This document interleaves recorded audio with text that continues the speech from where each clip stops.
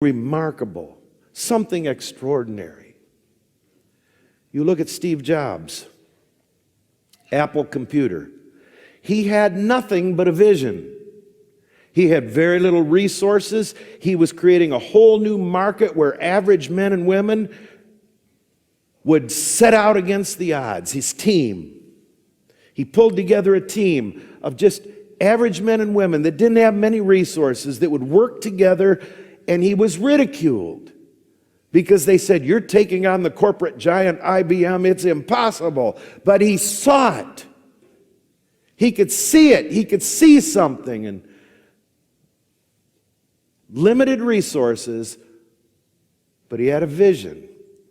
And today, of course, he has a multi-billion-dollar corporation, Apple Computer, and we know creative people and music people all use Macs, right? Pat Robertson created CBN, 700 Club. You know what he started with? $80 in a vision. $80 in a vision grew into a multi-million-dollar corporation. $80 in a vision. And he built a world-class television network that part of it was bought by ABC Family. Here's what Solomon said. Without a vision, the people perish. Without a revelation, without vision, people perish. They fail.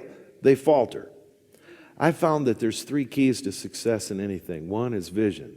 That's most important. Seeing the invisible. Seeing what others don't see. Number 2 is knowledge. You got to get some know-how. If you have a vision for something, you've got to talk to the right people, get the right books, the right CD sets, the right DVDs, the right mentors, and get some know-how, some knowledge.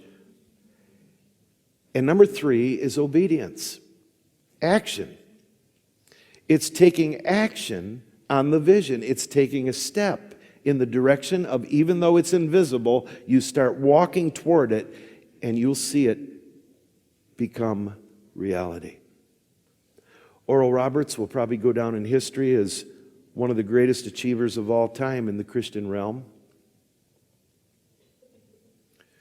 Built that kingdom-class university, started his healing ministry to take God's power to his generation, 1948.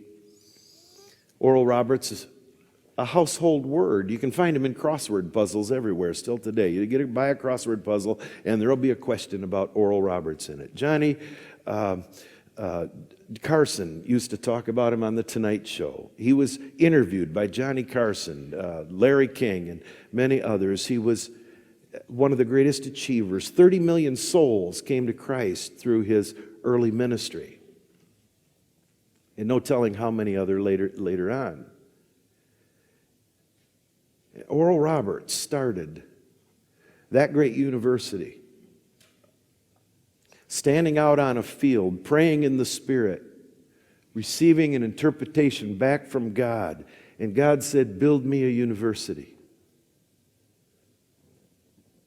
Teach people to know my voice. Teach the students to know my voice. Teach the students to trust the authority of the Holy Spirit."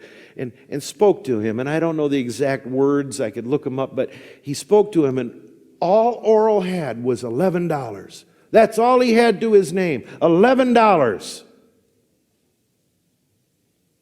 And he gave that $11 to God and got a vision, surrounded himself with people that knew how to do it, like Bob Harrison's dad, Irving Harrison.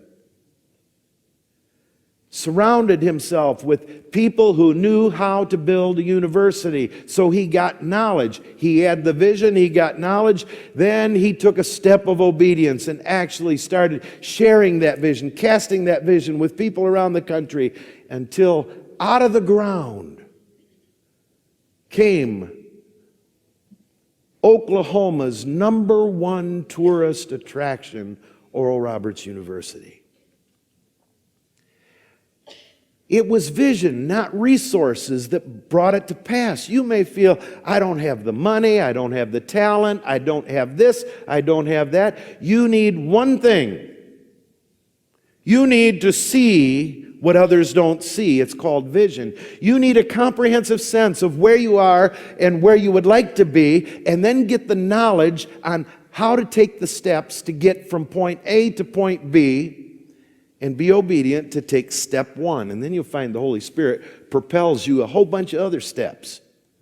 Every time we take a step, the Holy Spirit then catapults us several other steps.